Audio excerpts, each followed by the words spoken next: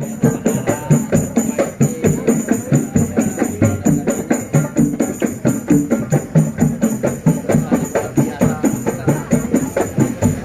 ucapkan selamat datang di Desa Wisata Cikolelet untuk rombongan dari Universitas Gajah Mada. Oke, silakan untuk menempati tempat duduk yang sudah kami persiapkan.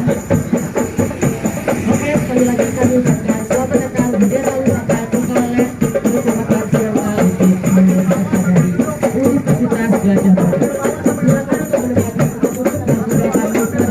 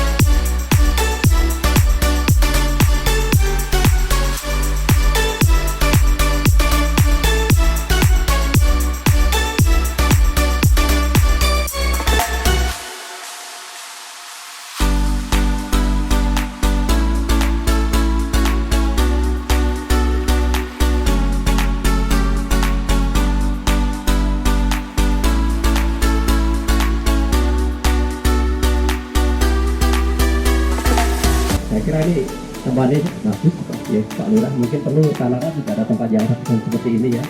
Ya nanti bisa sebelum mereka melihat objek wisata yang ada di Talaran dan Dalaman nantinya bisa juga ada macam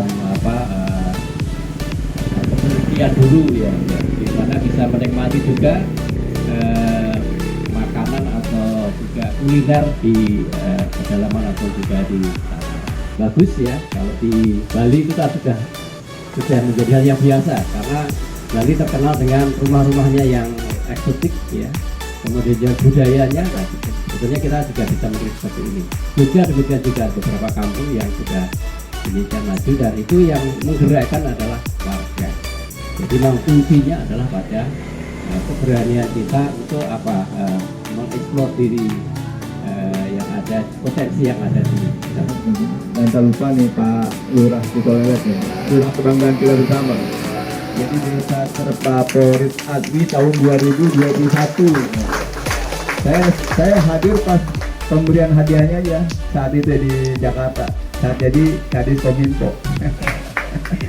Jadi luar biasa nih Pak Lurah nih. Terfavorit desa dua kategori yang dapatnya malam itu ya, luar biasa. Jadi mungkin ini suatu kesempatan buat kita bagaimana sebetulnya di Cikolelet bukan sini aja Pak Lurah, ada air terjunnya yang bisa kita, kemudian ada puncak Cibaja, puncak Kilat, ada berapa titik sebetulnya yang bisa sangat-sangat bisa dikembangkan apabila tamu ke sini.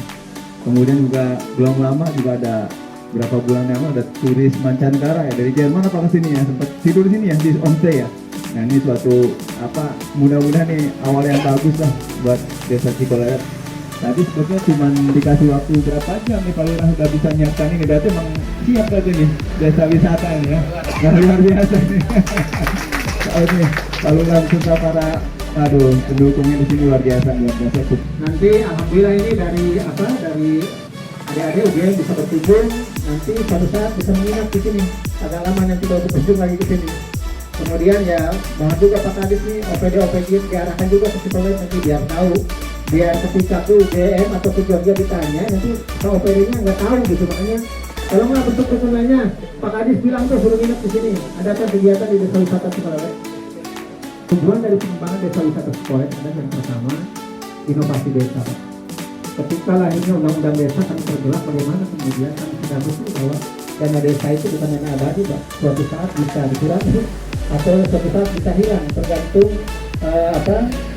rezim nanti yang berkuasa dan stabil untuk pemerintah pusat tentunya. Makanya kesempatan ini kita pakai untuk bagaimana kemudian dengan lahirnya undang-undang desa, dengan digelontorkan bantuan yang luar biasa, kami berpikir bagaimana kami nanti suatu saat dengan bantuan tersebut akan meningkatkan indeks desa membangun. Harapannya juga akan menjadi desa mandiri tentunya tujuan akhirnya. Makanya pintu gerbangnya adalah inovasi desa. Inovasi desa yang kami kembangkan adalah di bidang wisata, karena memang potensinya ada. Kemudian kita juga masuk dalam kawasan zona wisata Anyer Cinangka. Kemudian dalam rangka pemberdayaan masyarakat. Kemudian juga dalam rangka penguatan bumdes.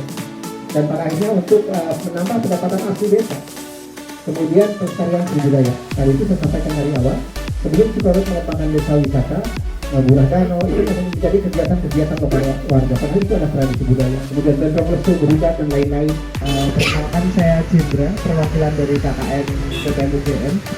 Sangat menarik Pak paparannya, bahkan dari segi kampung desa wisata itu udah ya jangan berbanding dengan Jogja terus Pak, tapi kita emang udah sama gitu untuk masalah. Jadi tidak mesti Jogja selalu bagus atau baik, bahkan kita juga dari Jogja ini belajar juga dan masih banyak desa berkembang yang di Jogja untuk gimana caranya menjadi desa wisata.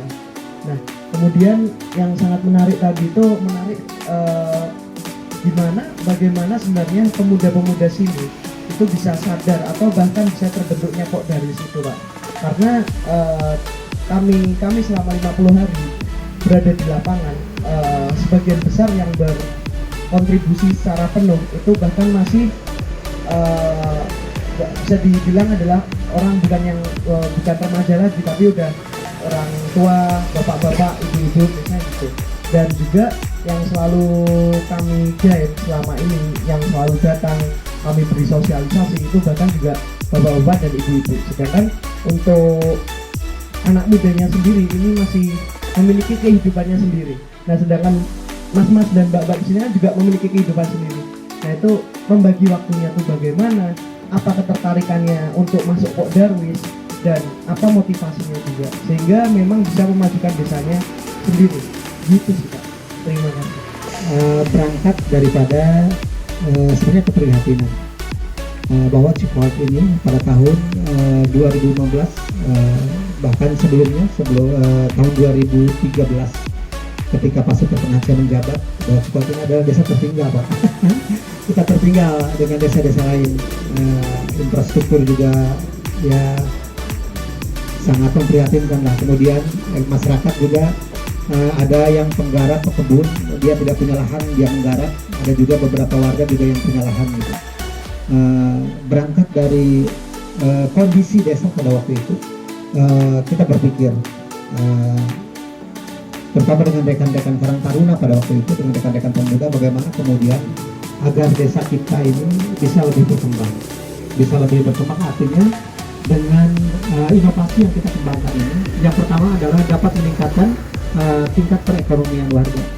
Jadi warga itu tidak hanya anak-anak pemuda itu tidak hanya saja pengangguran, jadi ada kegiatan. Tadi itu ketika anak-anak muda ini tidak bukan hal yang memang tidak kita harapkan. Pada waktu itu pemerintah desa hadir dalam rangka itu. Satu, dalam rangka bagaimana kemudian rekan-rekan pemuda ini bisa terberdayakan, kemudian juga ya mengurangi kriminalitas di kalangan remaja, dan juga bagaimana kemudian dengan inovasi yang dikembangkan itu dapat meningkatkan status desa, indeks desa mandiri itu dari desa tertinggal menjadi desa berkembang. Alhamdulillah kita pada tahun 2017 masuk desa berkembang. Desa berkembang sampai tahun 2021. Tahun 2021 ini sudah masuk Cipolt ini kategorinya desa maju Pak. Selangkah lagi mudah-mudahan dengan inovasi yang dikembangkan dengan dukungan semua pihak, harapannya di tahun 2004-2005 atau akhir masa jabatan saya, Cipolt ini akan menjadi desa mandiri harapannya. Jadi ketika saya berhenti, saya tidak meninggalkan beban bagi masyarakat saya. Jadi nanti dan penerusnya juga dapat tinggal meneruskan saja, harapannya seperti itu. Kan share aja pengalaman kita, motivasi kita, yang melatar belakang kita ketertarikan dalam bergabung di Pok Darwis ya. Bagaimana memang tentu kawan-kawan juga tahu dalam hal ini untuk membentuk suatu organisasi itu kan tidak mudah dan tidak gampang ya. Perkenalkan, saya Abi. Pertama mungkin seperti Jendra, saya hendak mengapresiasi banyak sekali tadi, keren-keren sekali, termasuk ketika kami baru saja masuk dan tadi hidangannya juga enak sekali. Tapi mungkin yang paling saya apresiasi tadi kesadaran multi pihak gitu ya. Jadi kalau kata Pak Kadis maupun kata Ibu Bupati sudah sadar kolaborasi pentahelix, jadi ada lima pihak. Nah tadi Pak Kadis luar biasa sekali sadar akan butuhnya banyak pihak dalam mengembangkan desa wisata ini. Jadi mungkin itu yang tadi keren sekali begitu. Nah kalau soal pertanyaan, karena saya peminat kopi, jadi tadi menarik itu kalau nggak salah berarti kan paling tinggi 400 meter gitu di atas permukaan laut ya. Untuk penanaman kopi Karuhun tadi itu apakah ditanamnya di desa ini atau didatangkan dari luar? Ya mungkin nanti bisa dijawab. Dan dua, sepertinya saya mau beli kopinya, jadi bisa beli di mana? Terima kasih. Selamat sore, wassalamualaikum warahmatullahi wabarakatuh. Wah, itu selera saya banget gitu. Nah, kemudian tadi penyampaian yang disampaikan oleh Kepala Kades, kemudian apa aja wisata yang disampaikan tadi. Nah, pertanyaan saya berkaitan dengan informasi yang dibagikan melalui media sosial, Bang.